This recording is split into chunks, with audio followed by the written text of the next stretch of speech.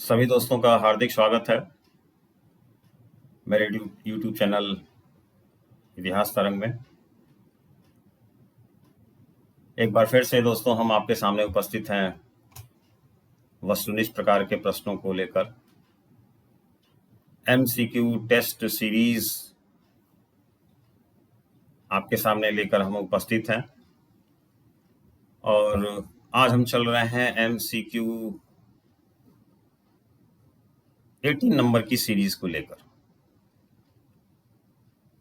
आज आपके सामने हम एमसीक्यू 18 नंबर की सीरीज 18 नंबर की सीरीज को लेकर उपस्थित हैं।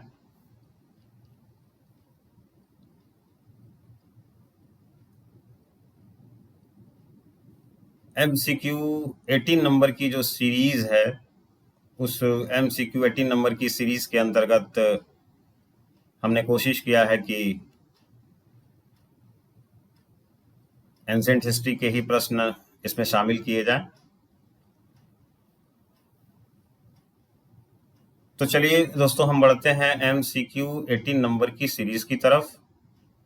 और इससे पहले कि 18 नंबर की सीरीज के 15 प्रश्न आपके सामने रखे जाएं, हर बार की भांति इस बार भी हम एमसीक्यू 17 नंबर की सीरीज के आंसर शीट आपके सामने रखना उचित समझते हैं, ताकि आंसर शीट 17 के माध्यम से आप अपना आकलन, आपने जो भी उत्तर अपना तैयार किया है उसका मिलान कर लें और आप अपनी तैयारी का सेल्फ इवैल्यूएशन कर सकें। तो आइए दोस्तों चलते हैं, हम एमसीक्यू 17 नंबर की सीरीज के आंसर शीट को आपके सामने लाते हैं और स्क्रीन पर आप ध्यान दीजिए, स्क्रीन पर वो प्रश्न भी आएंगे और आपके सामने आंसर शीट भी आएगा।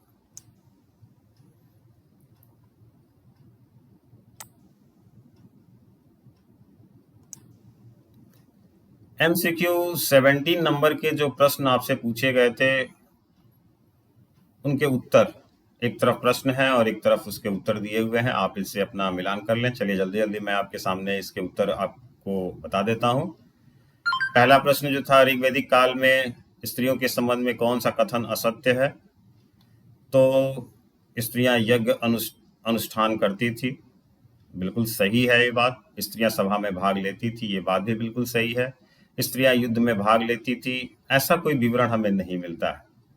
और स्त्रियों का विवाह यौन आरंभ से पूर्व ही हो जाता था, यानी यौवन आने से पहले ही उनका विवाह हो जाता था, ये बात भी सही है। हालांकि बाल विवाह नहीं होता था, ये ध्यान, यौन आरंभ होने का मतलब आप बाल विवाह से न लीजिएगा। तो 3 विकल्प सही दिख रहे हैं और इस जो सी विकल्प है वो आपको सही नहीं दिख रहा है। तो इसलिए आप कह सकते हैं चूंकि असत्य पूछा जा रहा है तो पहले का उत्तर जो होगा वो आपका सही उत्तर होगा, सी। दूसरा प्रश्न आपसे पूछा गया था कि ऋग्वेद के तृतीय मंडल में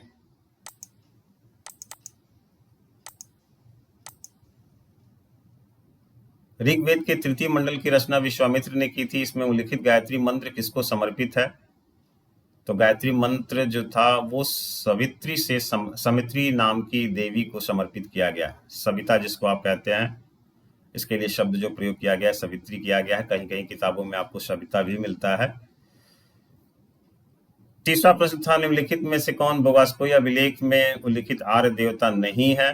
तो तीसरा का जो सही उत्तर है वो है रुद्र।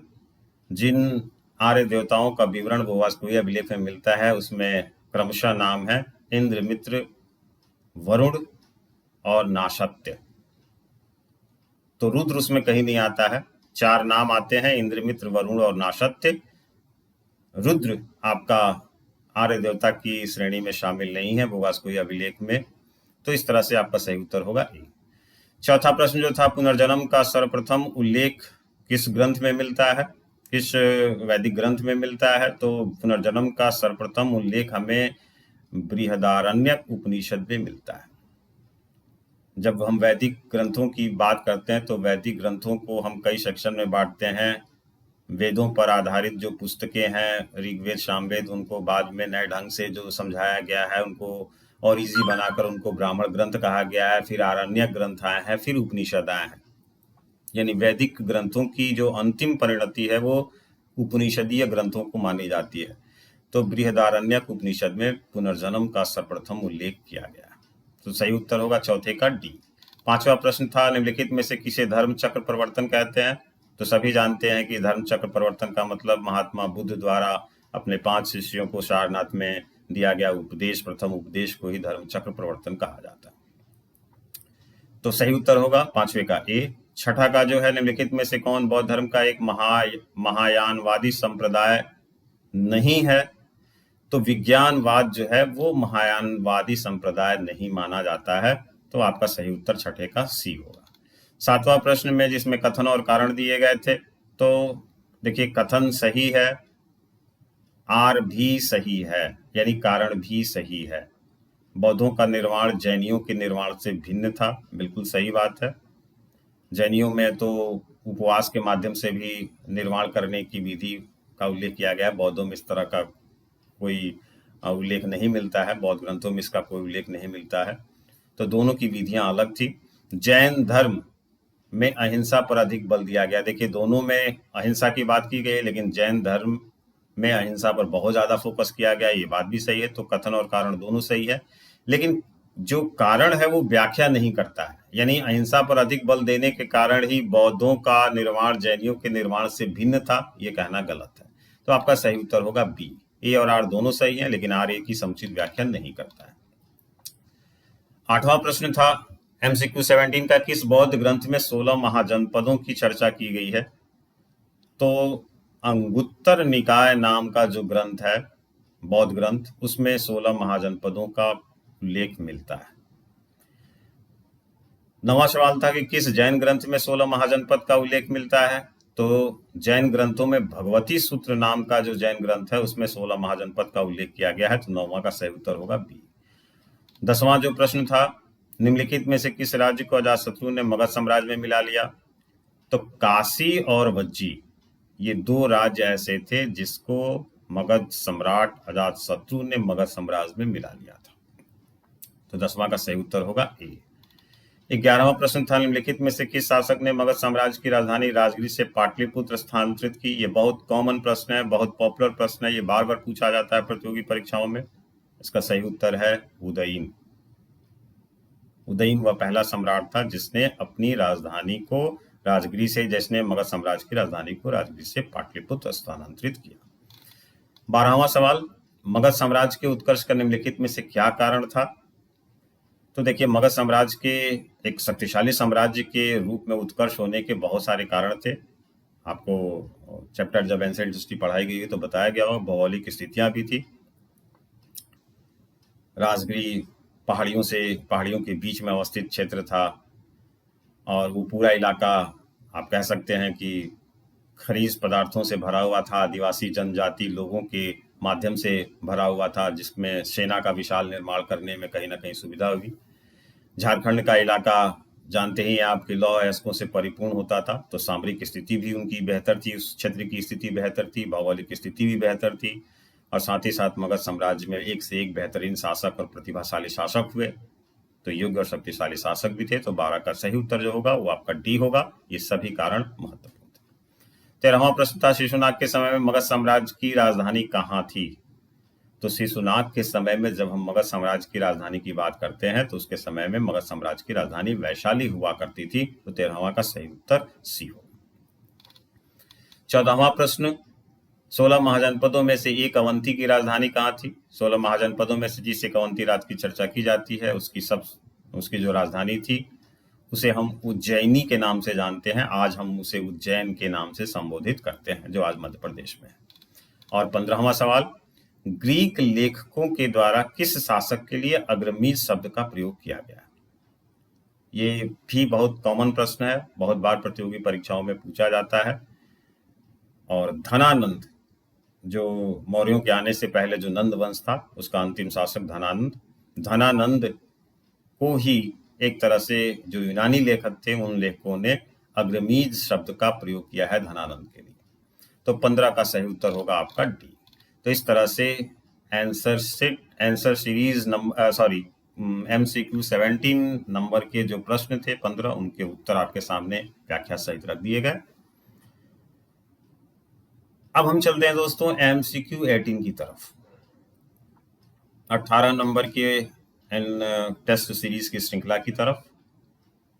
आज के एमसीक्यू को हमने एमसीक्यू 18 का नाम दिया है। एमसीक्यू 18 नंबर का यह टेस्ट सीरीज है। 15 प्रश्न यहाँ पर भी आपके सामने दिए जाएंगे और एंशिएंट इंडियन हिस्ट्री से रिलेटेड ये प्रश्न होंगे।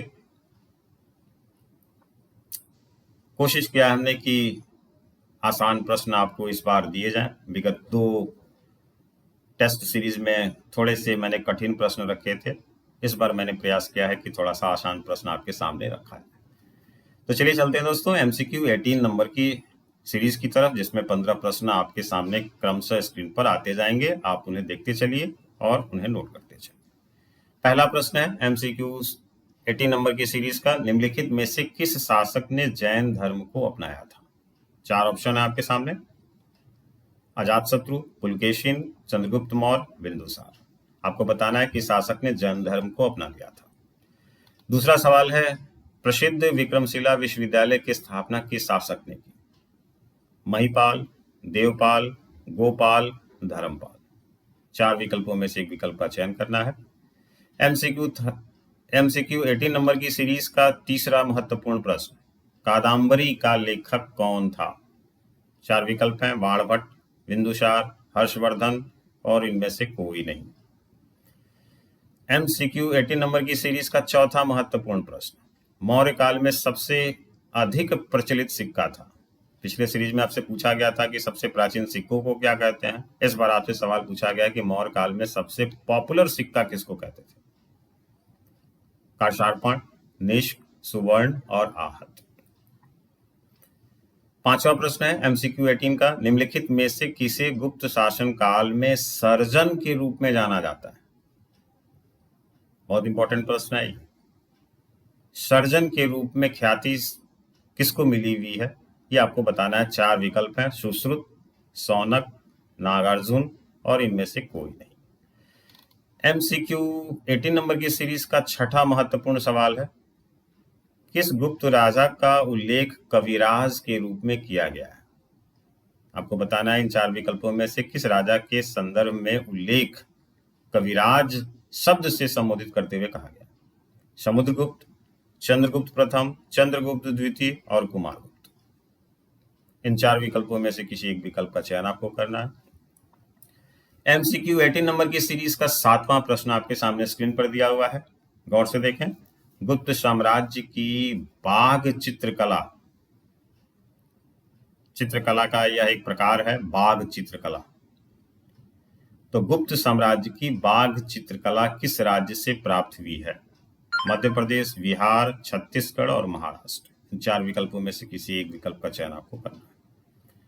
8वां प्रश्न आपके स्क्रीन पर है, नचिकेता और यम के बीच हुए प्रसिद्ध संवाद का उल्लेख निम्नलिखित में से किस ग्रंथ में मिलता है? 4 विकल्प आपके सामने रखे गए हैं। आपको बताना है कि नचिकेता और यम के बीच प्रसिद्ध जो संवाद हुए हैं उसका उल्लेख इनमें से किन ग्रंथों में है? छांदोग्य उपनिषद में, मुंडक उपनिषद में, कठोपनिषद में और इनमें से किसी में नहीं। एमसीक्यू 18 नंबर की सीरीज का 9वां महत्वपूर्ण प्रश्न दोस्तों, गांधार कला संयोजन है। आपको बताना है कि गांधार कला जो है वो क्या है, किसका मिश्रण है? शायद आप जानते होंगे कि गांधार कला मूर्ति कला की एक शैली है। नहीं जानते हो तो जान लें, मूर्ति कला की एक शैली विकसित थी प्राचीन भारत में, जिसको गांधार कला शैली कहा जाता है। तो किसका कॉम्बिनेशन है उस कला में? हिंद रोमन, हिंद यूनानी, हिंद इस्लामिक या हिंद चीन का? आपको इन 4 विकल्पों में से एक विकल्प का चयन करना है। एमसीक्यू 18 नंबर की सीरीज का 10वां महत्वपूर्ण प्रश्न है, अधिकांश चोल मंदिर समर्पित हैं। चोल राजवंश के शासकों ने जो मंदिरें बनवाई हैं उनमें से अधिकांश जो चोल मंदिर हैं वो किसको समर्पित है, किस देवता को समर्पित है? गणेश, शिव, दुर्गा और विष्णु। इन 4 में से किसी एक विकल्प का चयन करना है। एमसीक्यू 18 नंबर की सीरीज का 11वां महत्वपूर्ण प्रश्न, उड़ीसा के विश्व प्रसिद्ध कोणार्क सूर्य मंदिर का निर्माण किसके द्वारा कराया गया? सभी लोग जानते हैं उड़ीसा के कोणार्क सूर्य मंदिर के बारे में। आपको बताना है कि उस कोणार्क सूर्य मंदिर का निर्माण किसके द्वारा करवाया गया था? कृष्णदेवराय, अशोक, चंद्रगुप्त विक्रमादित्य भी हो सकता है, चंद्रगुप्त मौर्य भी हो सकता है, नरसिंहदेव। इन 4 विकल्पों में से किसी एक विकल्प का चयन आपको करना है। MCQ 18 नंबर की सीरीज का 12वां महत्वपूर्ण प्रश्न आपके सामने स्क्रीन पर दिख रहा है। भारत पर आक्रमण करने वाला पहला आक्रमणकारी कौन था?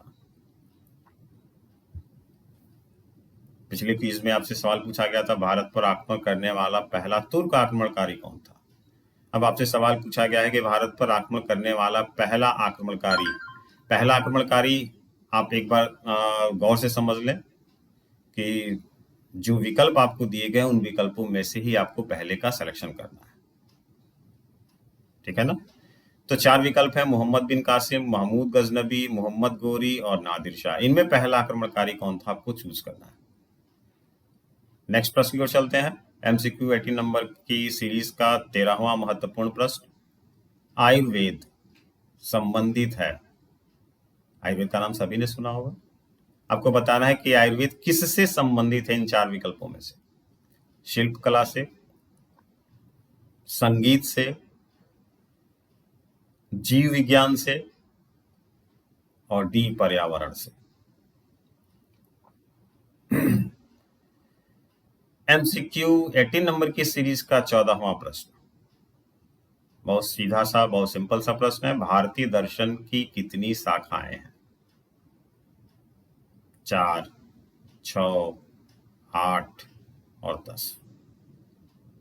भारतीय दर्शन जो है उसमें कितनी शाखाएं बनी, उसकी कितनी शाखाएं? 4, 6, 8, 10 में से किसी एक विकल्प का चयन आपको करना है।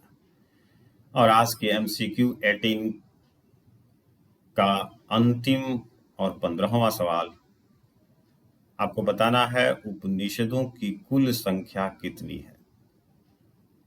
उपनिषदों की कुल संख्या कितनी है? उपनिषदीय ग्रंथ आप पढ़ते हैं, आपको बताना है कि उपनिषदों की कुल संख्या कितनी है।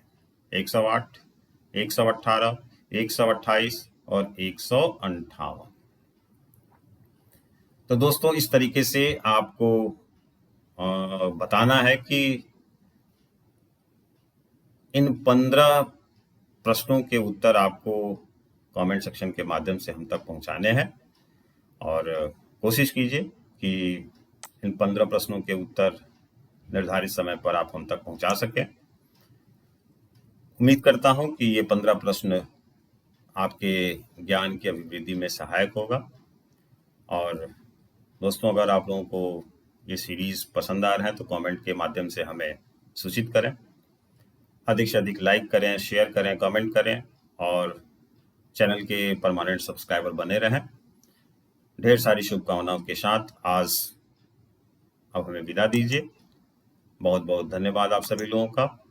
Very very thanks to all of you. Thank you very much.